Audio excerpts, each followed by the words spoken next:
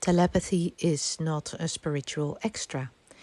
It is a standard biological hardware specification that has been suppressed to keep the managed asset, which we are, in a state of dependency.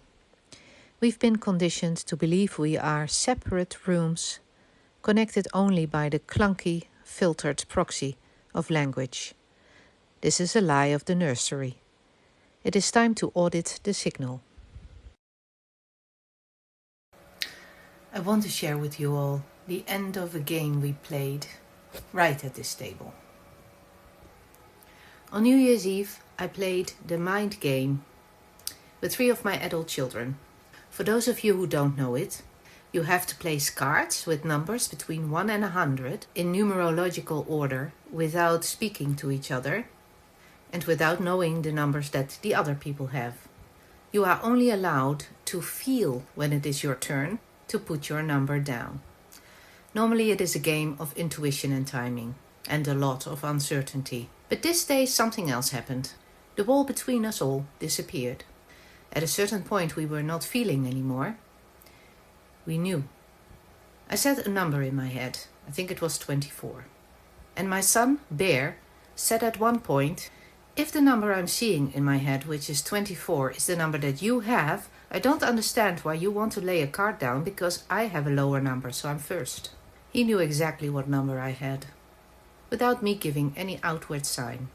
I've always had with this game that there are times when I can sense when I need to play or when I need to let somebody else play first. But this day I was regularly receiving the numbers from other people in my head, and they were from me. I did notice that I am a more strong transmitter than receiver. In the last round, we all got a little bit more tense because it had gone so well and we really wanted to finish this game.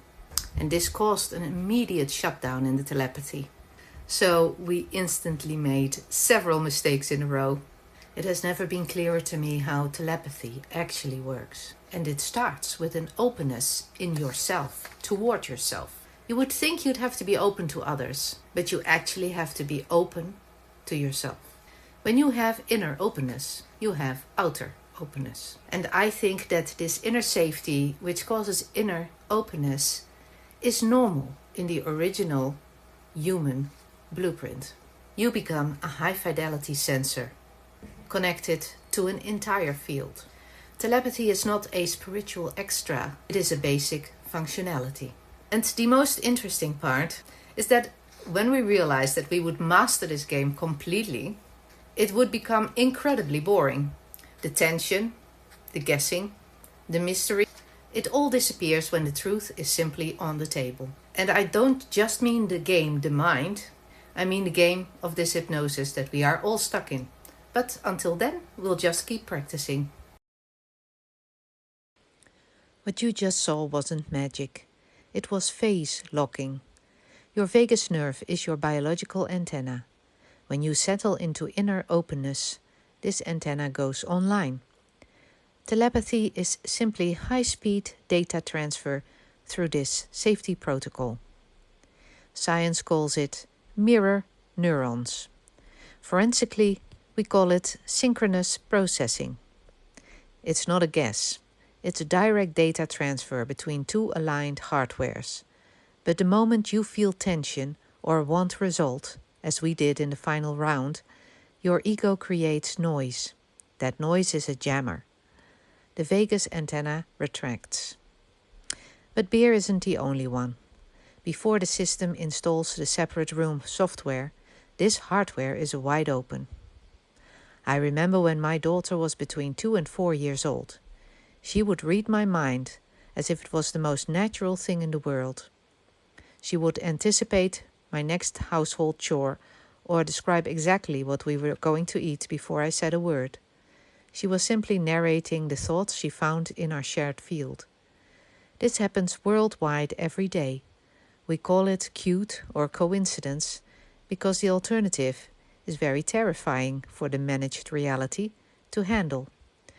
The fact that children are born as high-fidelity sensors, and we spent the next 20 years teaching them how to be mute. Why does it disappear?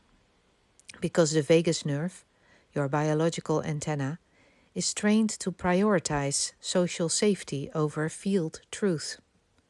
We teach children that to be good is to use words, and to use words is to accept the filter. We trade the direct transmission of the bone for the managed broadcast of the nursery. The architects of the perimeter have known this for decades. In 1983, the CIA produced the Gateway Process, a technical manual on how brain synchronization allows the human sensor to access the universal hologram. They spent 20 years on Project Stargate, proving that remote viewing, perceiving data across distance by humans, is a functional reality. They didn't study it because it was cool, they studied it because it worked. They studied it to weaponize the very transceiver you are currently neglecting.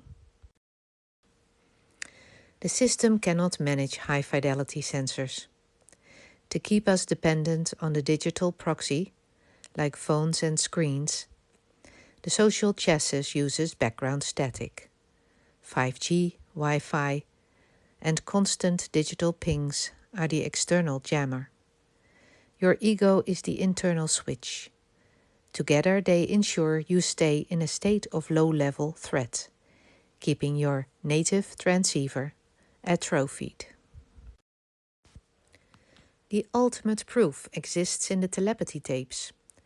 Audits of non-speaking autistic individuals reveal that when the verbal software fails to install, the direct transmission hardware remains active. These individuals are hardware bypasses, because they don't participate in the social chassis of words. They see the blueprint instead of the wallpaper of the prison cell. The parent state labels this a disorder, because it is terrified of a human that cannot be manipulated by narrative. These young adults, also called non-speaking autistic savants, have contact among each other through telepathy. The research is extensive and groundbreaking. The March circle is the laboratory. We don't learn telepathy, we delete the interference. Stop asking for permission to hear the truth. I will see you in the circle. Link in the description.